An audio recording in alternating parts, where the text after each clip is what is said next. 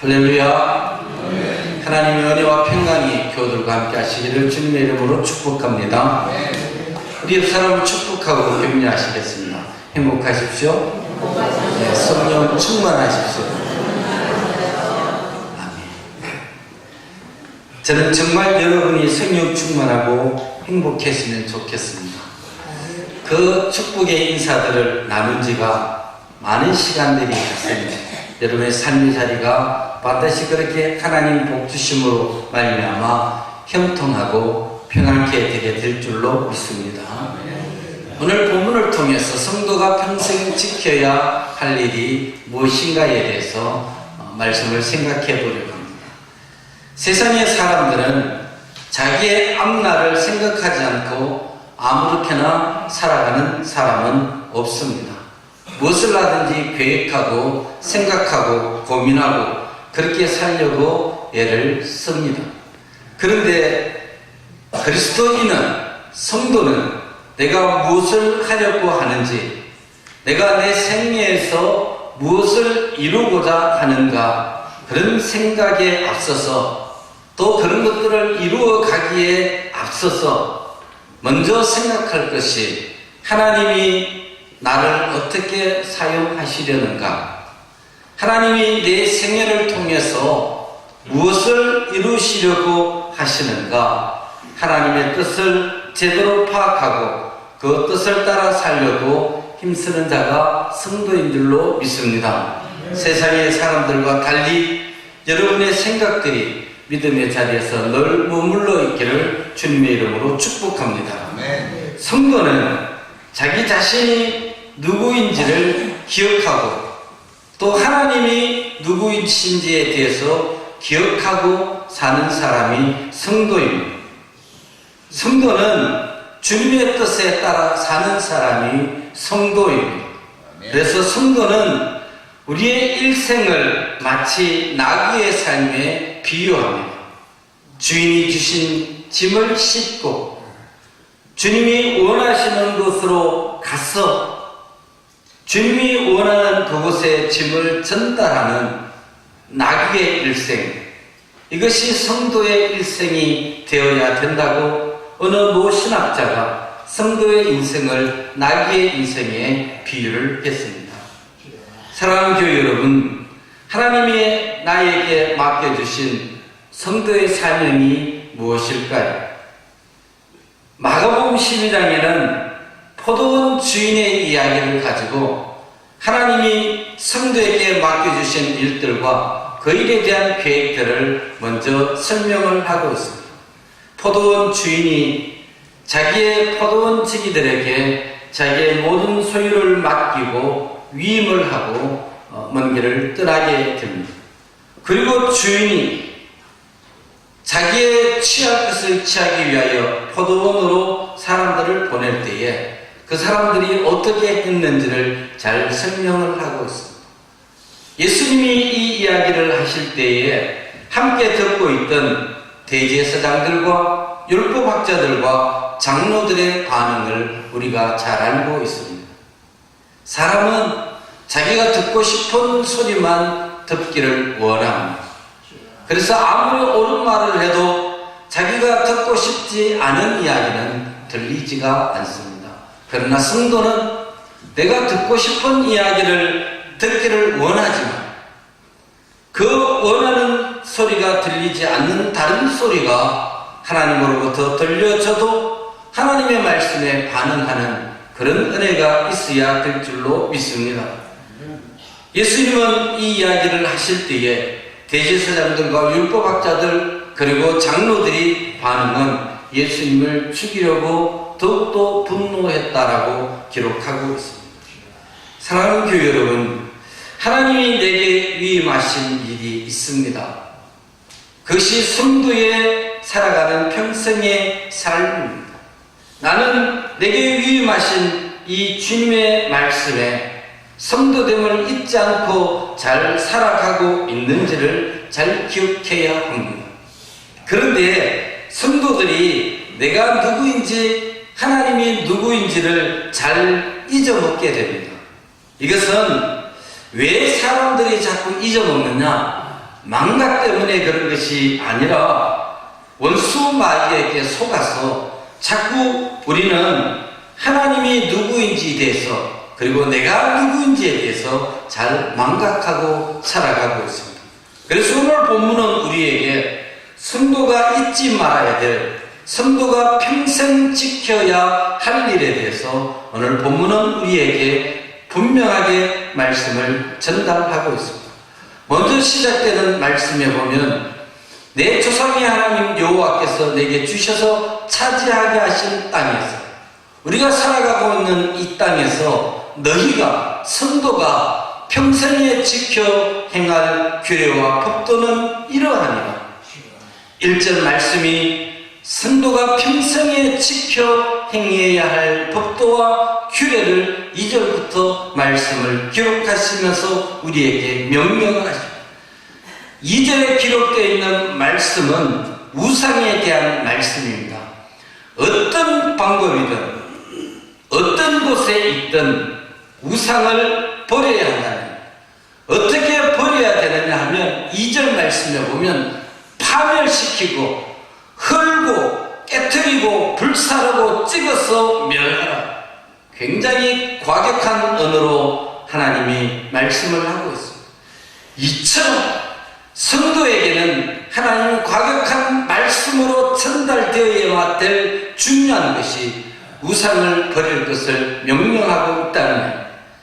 이 명령의 말씀은 오늘 살아가는 우리에게 부탁하는 부탁의 말씀이 아니라 하나님의 생명을 가지고 하나님의 준엄한 말씀을 가지고 우리에게 명령하고 있다는 사실을 기억할 때에 이 하나님의 명령이 얼마나 준엄한지를 우리가 살아가면서 이 말씀을 잊지 않아야 될 줄로 믿습니다. 왜 하나님은 우리에게 우상을 버리라고 이렇게 강력하게 말씀을 하셨는가? 이스라엘 백성들의 살아가는 삶의 흥망성쇠는 이러했습니다. 그들이 우상을 섬기면 망하고 개인만 망하는 것이 아니라 공동체와 민족 전체가 망하여서 포로가 되거나 전쟁에 수모를 겪거나 정말 그들의 인생이 너무너무 힘들고 망가졌습니다. 그리고 철저하게 우상을 버리고 하나님을 섬기면 그들은 흥하게 되었고 평강을 누리고 살았습니다. 그래서 하나님을 잘 믿고 섬기면 말씀은 수천 대까지 하나님이 복과 은혜를 주실 것이고, 만약에 너희가 우상을 섬기면 3대에서 4대까지 저주를 받아야 할 것이라고 하나님은 말씀을 하셨습니다.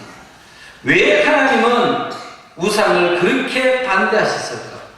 우상을 섬기면 우상이 하나님과 하나님의 백성 사이를 갈라놓기 때문에 그렇습니다. 하나님은 하나님과 하나님의 백성들 사이를 가로막는 그 어떤 것도 하나님은 깨뜨리고 부수시고 파멸하시기 때문에 우상은 하나님이 아주 싫어하는, 제일 싫어하는 것입니다.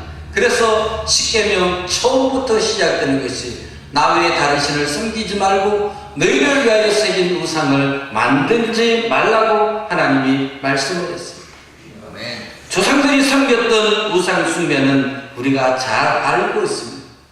그런데 여러분, 중요한 것은 하나님과 관계 속에서 오늘 예수 믿는 우리에게는 비록 옛날 조상들이 섬겼던 그런 우상 숭배는 아니지만 오늘 현대인들이 새롭게 새겨진 우상들이 무엇인가 하는 것입니다. 사랑하는 교회 여러분, 여러분이 버려야 될 우상이 무엇인가? 여러분은 여러분에게 질문해 보아야 합니다. 옛날 조상들이 섬겼던 그런 우상 형태는 하지 않으니 나는 우상 숨기는 것과 우상 숭배는 상관이 없다, 그렇게 말씀하시지 말고 오늘 살아가는 내가 비록 옛날 조상들이 섬겼던 그런 방식의 우상 숭배는 아니더라도 오늘 현대인들이 새롭게 만들어 놓은 우상은 무엇인지, 그리고 그 우상이 내 마음속에는 없는지 여러분 생각해 보라는 이야기입니다. 예수님께서는 한 사람이 두 주인을 섬길 수 없다 말씀을 하시면서 너희가 하나님과 재물을 겸하여 섬기지 못할 것이라 말씀을 했습니다. 사람들이 가장 큰 우상은 아마 돈일 것입니다. 과히 2000년 전에 예수님이 재물과 하나님을 비교하여 말씀할 정도였다면 2000년이 지난 오늘 우리가 살고 있는 이 시대는 그때와는 엄청난 차이가 나는 돈의 힘과 세력과 위력이 하나님의 자리에 과히 성도들을 흔들어 놓을 만큼 힘을 가진 것이 물질이고 돈일 것입니다. 하나님이 사람들에게 가장 큰 우상이 돈이라 말씀을 하셨습니다. 여러분 돈의 우상이 되어 있지는 않는지, 자신이 버려야 될 우상은 아닌지, 이 물질은 내가 버려야 될 우상의 몇 번째인지 생각해 보아야 합니다. 그리고 오늘날 가족들이나 자기가 자기를 사랑하는 자기의, 그리고 내 삶에 하나님보다 더 높여져 있는 모든 삶의 현실들, 여러분 이것이 우리가 부수해야 될 우상이고 하나님이 버려라 말씀하시는 우상입니다. 여러분이 무엇을 생각하시든지 하나님보다 더 앞서는 일이, 하나님보다 더 사랑하는 것이 없기를 주님의 이름으로 축복합니다. 주님은 그래서 우리에게 우상을 버리고 나면은 무엇을 마음속에 새겨야 될지에 대해서 말씀을 하시면서 5절에 우리에게 말씀하시기를 하나님은 성전을 우리에게 만들어 주시고 내가 거기서 너와 너희들과 내가 함께 만날 것이라 말씀을 했습니다. 우리가 하나님이 만들어 놓은 이 성전, 그리고 하나님은 성도가 성전 중심으로 살기를 원하십니다. 오늘 우리가 여러분 성전 중심으로 살기가 얼마나 힘이 드는지 알 수가 없습니다. 일찍이 우리 믿음의 선열들은 역시 성전 중심으로 살기가 힘들었습니다. 같은 힘들다는 단어를 사용하고 있지만 그 당시의 성도들은 힘들었던 이유가 성전 중심으로 살려면 목숨을 걸어야 될 일이 한두 가지가 아니었습니다. 그 목숨을 담보하고 성전을 사모하고 살았습니다. 그리고 선조들은 성전 가까이에 살 수가 없어서 오리길 십리길을 다 걸어서 하나님 앞에 예배 드리러 나오고 그 얼음 꽁꽁 얼고 눈 덮인 그 논두렁길을 걸어서 새벽기도 다녔던 분들이 옛날 선열들이고 선배들이었어요. 오늘 우리 역시도 여전히 성전 중심으로 사는 것은 어렵습니다. 같은 어려운 단어를 쓰지만 오늘 우리는 왜 어려울까요?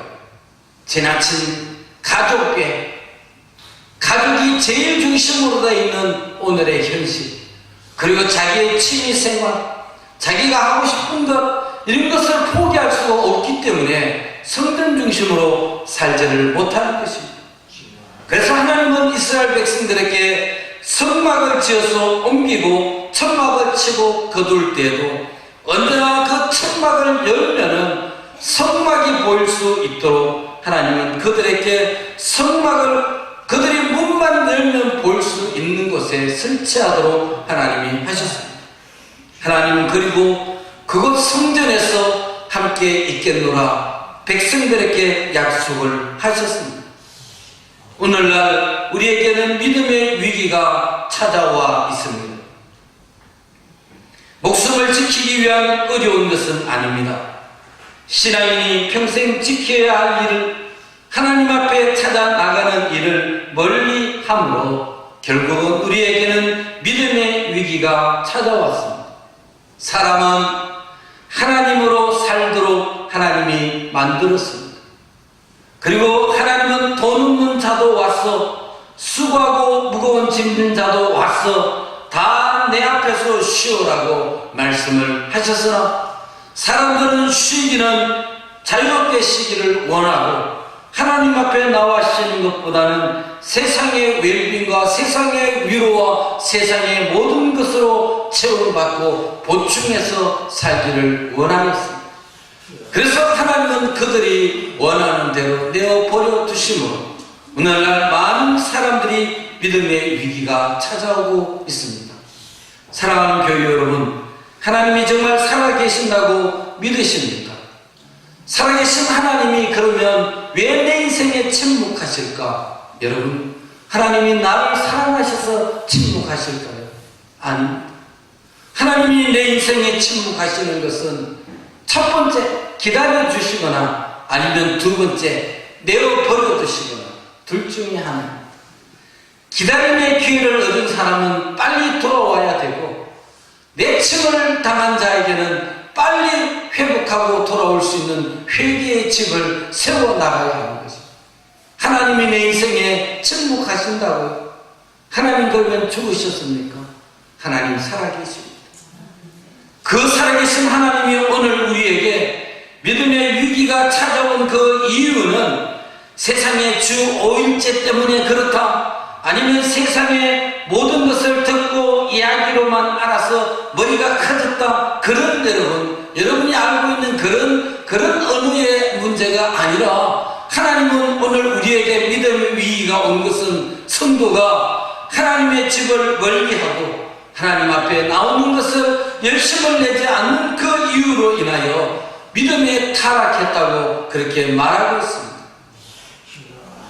이 정도 살아가는 게 뭐 타락일까? 조금 절제하면 되겠지. 여러분, 세상의 사람들의 가치 기준과 성도의 삶의 가치 기준은 달라야 합니다. 주님은 우리에게 죽을까 하노라가 아니라 죽으리라, 정녕 너희들이 범죄하면 죽으리라 말씀을 하셨습니다. 어느 날 원수 마귀가 와서 정말 죽는다 말했느냐, 죽을까 조심하라 그랬으니 조심만 하면 되지 죽지 않는다, 우리에게 속삭였습니다. 많은 속삭임 속에서 우리는 그 이야기가 참인지 이제 믿어집니다. 그러니 죽지 않는다는 확신과 죽을까 하노라에 대한 확신이 우리에게는 있게 되었습니다. 그리하므로 성도는 하나님의 성전을 떠나고 문만 열면 성전이 보이던 그 성전 중심의 삶에서 이제 자기 중심의 삶으로 살게 되므로 많은 사람들이 믿음에서 파선하게 되었습니다. 그런데 여러분, 그것보다 더 힘든 게 하나님은 가장 기본적이고 가장 쉬운 것이라 말하는 그것 때문에 성도가 걸려 넘어져서 믿음의 생활을 할 수가 없게 된 것이죠.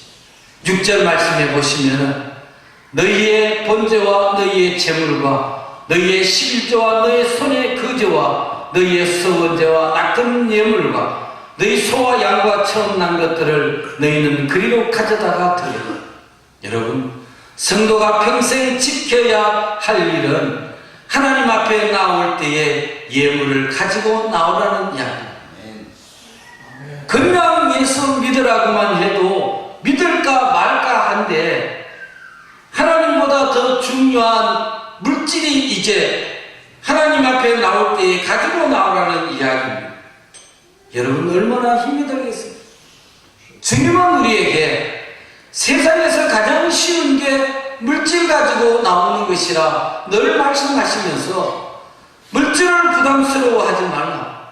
내가 없어서 너희에게 요구하는 것이 아니라, 내가 필요해서 너희에게 부탁하는 것이 아니라, 내가 그 물질을 가지고 너희의 마음을 시험해보고 너희의 믿음을 내가 확인해보고 너희가 진정으로 나를 경외하는지를 확인하고 싶으시다. 주님이 그렇게 말씀하십니다.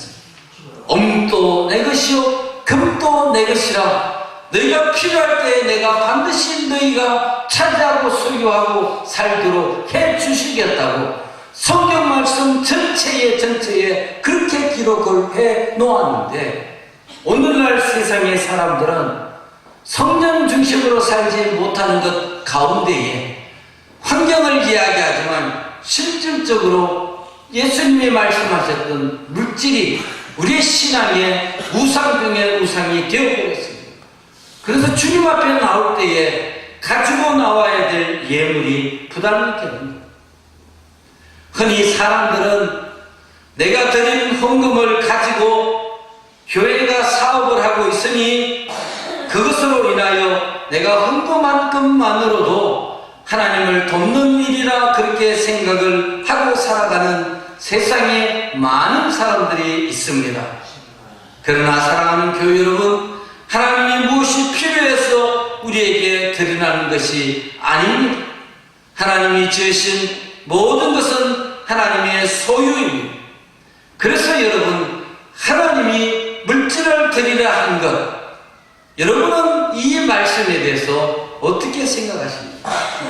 일찍 믿음의 선배인 사도 바울은 헌금에 대해서 이렇게 말합니다. 헌금은 먼저 내가 내 자신을 주님께 드리는 것이다, 그렇게 말했습니다. 하나님께 드리는 것은 자기 자신이어야 합니다. 왜냐하면 재물이 있는 곳에 너희의 마음이 있다고 주님이 말씀을 하시면서 그 어떤 물질보다도 나 자신을 주님이 원하셨거든요. 그런데 우리는 헌금을 통해서 하나님을 경외하는 것을 배우게 됩니다. 하나님께 드리는 것을 통하여 하나님을 경외하는 것을 배우게 됩니다. 하나님이 일찍 아브라함을 불러서 하나뿐인 독생자 이삭을 모리아 산상에 제물로 드리라 말합니다. 그가 모리아 산상에 독자 이삭을 하나님 앞에 드릴 때에 하나님이 그제서야 너가 나를 경외하는 줄을 알아노라 말씀을 하시고, 결국 하나님께서는 우리가 얼마나 하나님이 우리를 지켜보고 우리가 하나님을 얼마나 사랑하고 경외하는지를 확인하는 방법으로 하나님은 물질을 선택해서 우리를 시험하시게 되었다는 사실을 여러분이 기억할 때에 이 물질 때문에 하나님의 테스트에 여러분이 낙방하는 일이 없기를 주의 이름으로 축복합니다. 교회도 여러분의 가정도 없다고 노래하는 곳에는 반드시 없어집니다. 성도의 입술의 열매가 반드시 그 입술의 열매가 내 삶에 이루어지기 때문에 그렇습니다. 없다고 되는 가정이 잘 되는 가족 보지 못했습니다. 없다고 노래하는 교회가 잘 되는 교회 보지를 못했습니다. 하나님이 하실 것이다. 필요한 것은 하나님이 예배해 주실 것이다. 그리고 하나님이 예배해 주신 것이고 할 이후에는 이것은 내가 한 것이 아니라 하나님이 하셨다. 하나님이 하셨으니 이것은 내 공로가 아니라 하나님의 은혜였다. 늘 하나님을 높이고 그렇게 사는 자는 늘 흥하고 부하게 되지만 입버릇처럼 노래처럼 없다 그러는 그 인생은 반드시 있는 것까지도 빼앗겨서 하나님이 없어지리라 말씀하셨으니, 하나님이 살아계신다면, 내 인생에 하나님이 정말 곁에 계신다면 여러분의 입술에서 없다는 노래가 떠나가기를 주님의 이름으로 축복합니다. 뭐든지 긍정적으로 생각하고 없는 것은 기도하면 하나님이 주실 것이라는 믿음의 확신을 가질 때 비로소 여러분의 삶과 여러분의 믿음은 성장하게 되고 하나님의 영광을 보게 될 줄로 믿습니다. 여러분 곁에 부정적이고 없다고 노래하는 그 사람이 가까이에 있는 것을 경계해야만 여러분의 일생이 하나님으로 더불어 복받아 누리고 살게 될 줄로 믿습니다. 여러분 있고 없는 것은 수많은 인생을 살아보지만 한순간입니다. 한순간에 있다가 한순간에 없어지는 것이 물질입니다. 오늘날 사업하는 사람들도 사랑하는 판 위에 서 있습니다. 종업원들과 직원들은 두 발 뻗고 자지만 오너들은 그 밤을 파랗게 지새우면서 어떻게 이 기업체를 지켜낼까 고민하는 것이 오늘의 현상입니다. 저도 일찍이 4개의 회사를 가지고 있었던 사업주였습니다. 한 번도 편히 잡은 적 없는 오너의 이 삶을 내가 너무너무 잘 알고 있습니다. 그런데 여러분, 그것이 평생을 나를 지켜줄 줄 알았지만 그런 것 한순간에 없어지는 거예요. 그런데 노숙자로 일생을 살아가지만 그 마음속에 하나님 버리지 않고 하나님이 나로 인하여 다시 한번 성공의 길을 주실 것이라 확신하고 살았던 노숙자들이 오늘 하나님 부활려 주심으로 말미암아 그들이 다시 자기의 자리로 돌아가는 이야기들이 매스컴을 통해서 들려오는 것을 볼 때에 여러분, 이것이 성도에게는 경종이 되어야 합니다. 하나님 살아계신 것이 믿어지는 경종이 되어야 된다는 사실을 기억할 때에 여러분, 아무것도 아닌 그런 치상 물질 그런 것들 때문에 여러분 마음 빼앗기지 않기를 주의 이름으로 축복합니다. 하나님은 많이 가져오라 말씀하시지 않았습니다.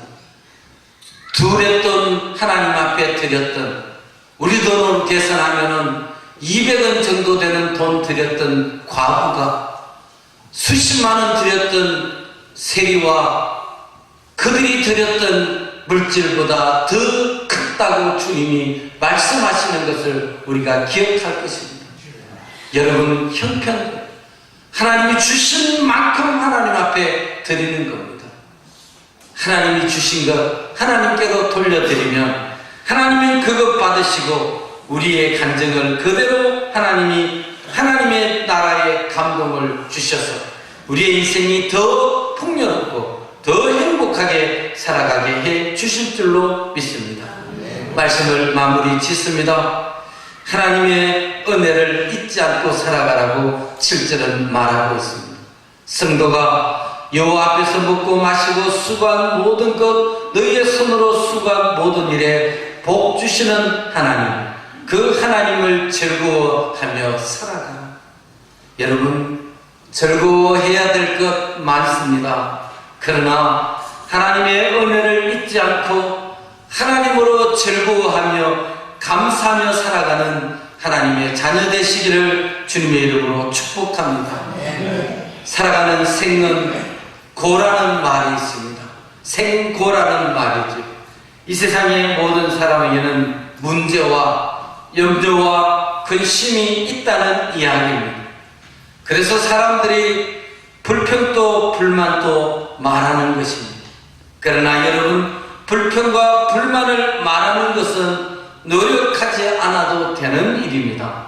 그러나 불평과 불만은 어둠의 영을 통해서 더욱 크게 자라나는 것입니다. 그래서 그것이 우리의 마음에 자라나면 우리의 마음에는 감사하는 마음을 잃어버리게 되고 마음이 긍정적으로 생각하는 것이 바뀌어지고 감사와는 거리가 멀어지는 일생을 살아가게 되는 것입니다. 우리가 감사할 수 있는 것은 환경과 조건의 문제가 아니라 믿음의 문제인 줄로 기억하시기를 주의 이름으로 축복합니다.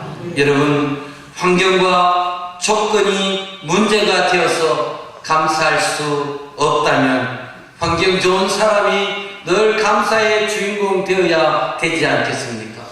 그러나 환경 좋은 가정이라고 문제 없습니까? 자녀가, 가족이, 부부가 다 문제를 가지고 있습니다. 여러분, 문제 없는 가정이 어디에 있습니까? 그럼에도 불구하고 환경과 여건이 좋지 않음에도 불구하고 하나님께 감사할 수 있는 것은 이것은 믿음의 문제이지 환경의 문제가 아닙니다. 여러분, 믿음이 없어졌기 때문에 감사의 조건이 떠나가 버린 것이지 여러분의 환경의 문제 때문에 감사의 조건이 떠나간 것이 아니라는 사실입니다. 믿음은 소리 없이 왔다가 소리 없이 떠나가 버리는 연기보다도 더 지독한 것이 믿음입니다. 연기는 피어오르는 모습도 보이고 굴뚝을 보면은 오르는 모습도 보여지지만 믿음은 내 마음을 갈라도 보여지지 않는 것이 믿음입니다.